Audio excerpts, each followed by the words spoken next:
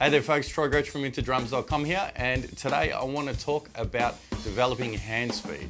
But before we do that, I just want to give a quick congratulations to my friend Nick Bouquet, who just reached over 20,000 subscribers for his YouTube channel. If you haven't checked it out, it is Nick Bouquet and he gives drum lessons on there and it's amazing, so go and subscribe. And another very special shout out to Mr. Richie Jarvis from I Am Drummer. You can check out his channel at I Am Drummer on YouTube.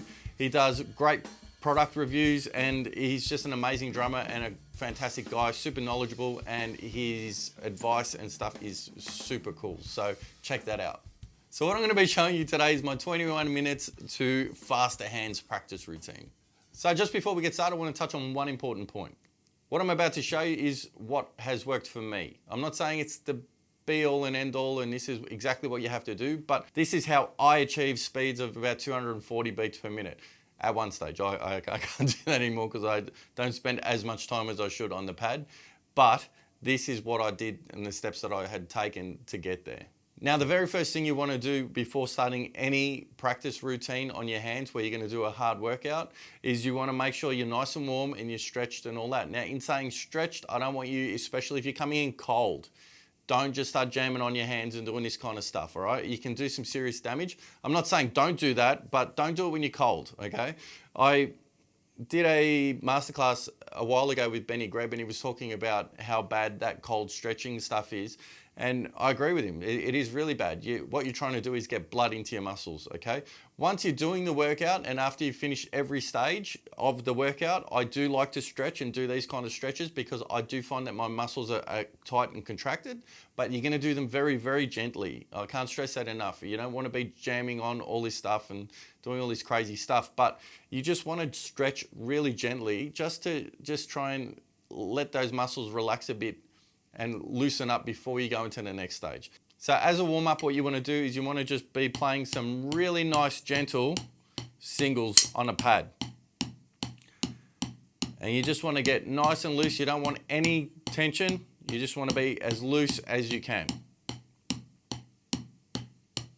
And you might want to just do that for a couple minutes. Like I said, you're trying to do is get the blood flowing and relax. So after a couple of minutes of that, then we're gonna jump into the workout. So it's gonna be a couple of things that you're gonna need in order to do this workout. First thing you're gonna need is a pair of sticks. Now, I have seen videos and stuff of people talking about using heavier sticks and all that kind of stuff, and that may work for you, and if that's what you like, cool, do it. But I've always actually found that for me, when I used bigger sticks than I would use normally, when I would grab my normal sticks, they would feel really small and uncomfortable, and it just made things, I think for me, it had a detrimental effect, but if it works for you, it works for you. See what works for you and see what you like. But for me, I like to use the sticks that I use playing. So the next thing you're gonna need is a metronome. Now the metronome that I like to use is an app, it's a free app from the App Store, and I'm not sponsored by these guys, I've just really love this app.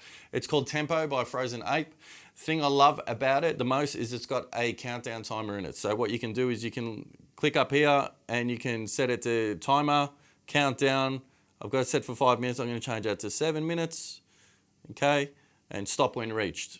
And then that's it. I hit that button, resets. I can start the click and it'll count down. After 7 minutes, it'll just stop. So that's a super cool tool and it's available on Android as well as iOS. So now the important part, the playing surface. So what we're after with this workout is we're after a really dead surface that doesn't have a lot of bounce to it. So normally on a snare drum, the advantage we have is we don't have to throw the stick down and pick it up and throw it down and pick it up because of the rebound, okay? So what we're trying to do here is force a bit of resistance. It's gonna force us to have to pull the stick up and bring it down. And what that's gonna do is it's gonna make the working of the muscles just happen a lot quicker. Your muscles are gonna get activated a lot sooner, and it's going to force you to work harder than you normally would. So by practicing on a dead surface, what it's going to do, it's going to force us to activate the muscles in our forearms that we use when we're playing and really try and get the most bang for our buck. And this is really going to push you with endurance, and you're going to find that the speeds that you're going to do, that you may be able to do normally on the snare drum, you're not going to be able to reach those speeds when you play them on a dead surface because on the snare, you've got that bounce to help you out. By eliminating the bounce, you're going to be working harder and you're going to be getting more out of the endurance exercise, which is what we're after. Now here, I just simply have a bass drum pad. It's actually off a Gibraltar bass drum pad. I've taken it off and I've put it on a stand. You don't need this, okay? When I used to practice this, I used to practice on phone books with towels over the top. And I always found that was probably the best. This is just a little bit more convenient. And even with this, sometimes I'll just drape a towel over it, and that makes a little bit of a difference. Now, you don't need a fancy practice pad like this, so don't use that as an excuse. I don't have a pad. How you can do it is you can practice on pillows, or you can practice on your bed, or you can practice on a pad, normal pad that you've got, and just get a bath towel and fold it into quarters and put it over the top. And that will alleviate a lot of that bounce and really force your muscles to work, which is what we're after. All right, so now that you've got everything you need, let's get into the meat and potatoes. So the way this workout works is it works in 3 stages. So our first stage is our starting tempo. Our second stage is our medium tempo, and our third stage is our top tempo. The first tempo that we're going to be looking at should be something that you can do, but it's not super easy, but you're not really killing yourself doing it, okay? The next stage should be something that you are struggling with, and the third stage should be something that you wouldn't be able to reach cold, but when you warm up into it, you can get there.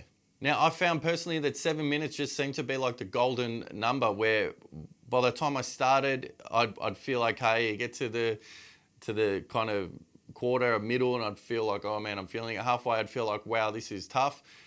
Getting closer to the last quarter, it would be like, oh, I'm starting to relax. And by the end, I would feel like I could keep going forever. When you get to that point where you feel like you could just keep going, which, like I said, is around the 7 minute mark for me, that is when you would stop the click, shake it out, stretch a little bit, and then you move on to the next block. So I'm not going to play through a whole routine of this, but what I will do is I'll set an example of 3 stages, and the first stage is going to be 60 beats per minute, the second stage will be 70, and then the third stage will be 80. Now, you don't have to go up in increments of 10. You need to go up in whatever increments you need to. And you're the only one who can actually decide where that is and when you're ready to move up. So the first few kind of sessions are going to be a little bit experimental, and I would really suggest taking it easy and just seeing how you go and seeing where that top tempo is and trying to achieve that. And then when you find that, that's you're golden. You just sit there for a while and you do that for a few days. Now, the idea behind this workout is to really push yourself and build endurance, because through endurance is where you're going to get your speed. When you see guys like Eric Moore and all these guys and they're playing super fast, they're not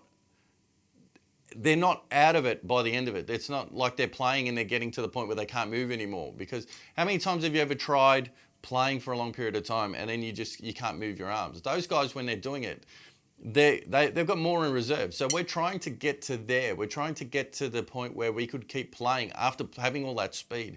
And that is what you're trying to achieve. And that is through endurance and not speed. The speed will come through the endurance. Now, this concept of practicing on a dead surface isn't my idea. It was something that I saw Dennis Chambers talk about in one of his videos, and he said that he got the idea from Buddy Rich. Buddy Rich had told him to practice on pillows. So in my mind, if it's good enough for Buddy Rich and Dennis Chambers, it's definitely good enough for me. So I just worked on this, and the results for me spoke for themselves. Now, the reason I've wanted to do this lesson is because I've recently gone back and started doing this kind of practice again, because I really want to get my hands back to where they were. It's one of those things where if you don't work on it every day, or you don't do it regularly at least, you will slowly lose a lot of that speed that you gained in your earlier years. Now, you can regain that. It just takes time, and it takes effort, and it takes regular practice. So this has inspired me to do this lesson for you guys today, because this is exactly what I'm doing now to try and get my hand speed back to where it was. So to give you an example of how I practice this 3-stage process, at the moment what I'm doing is I'm starting my base speed is 150, which isn't blistering fast. I know it's not meant to be. It's a starting speed. So I would set the click and I'd set it for 150 beats per minute. Bang, bang, bang, bang. Set it down 7 minutes and then hit the click, bang, and I play my singles at 150 for 7 minutes. A couple of things are going to happen. At the start, it's going to be fine. I'm going to be concentrating on my breathing. I'm going to be concentrating on just trying to relax as much as possible and try not to really move my fingers too much. you're trying to work out your wrists here and your forearms. So if you're trying to use your fingers on especially on a dead surface, it's sort of defeats the purpose, and I don't think it's really usable. You shouldn't have a tight grip, don't get me wrong, but the little finger should just stay around the stick, and you're just trying to get as much of a workout from there as possible. And since we're playing on a dead surface and we're trying to work out the muscles, another tip would be to not keep the sticks low, is in fact to bring the sticks up nice and high. So I would set the click for 150, play that for 7 minutes. At the start, I'd feel a bit of tension. Halfway through, it'd feel a little bit harder, and then by the end, I would start to relax and relax and relax. By the time I get to 7 minutes, I'm feeling a lot more relaxed and I feel like I can keep going. So then I stop, shake out my hands, give them a light stretch, not too tight, not too hard, just trying to stretch out any tension that's in those arms. Then I don't wait too long, maybe about a minute or 30 seconds, if that.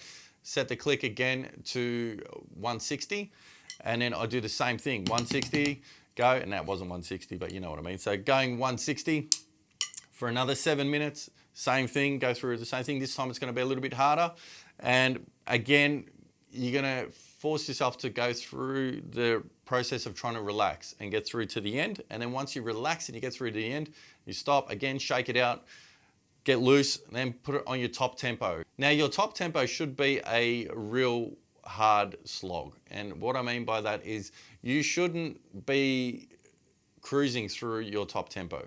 In fact, if you are cruising through your top tempo, it just means you've got to step it up a little bit. Now, after a few days of practicing this, and let's assume I'm doing it every day, I want to reevaluate, okay? So now I'm going to go and I'm going to think to myself, how much did I struggle on the top tempo? And if I really didn't struggle at that top tempo, it's time to move forward.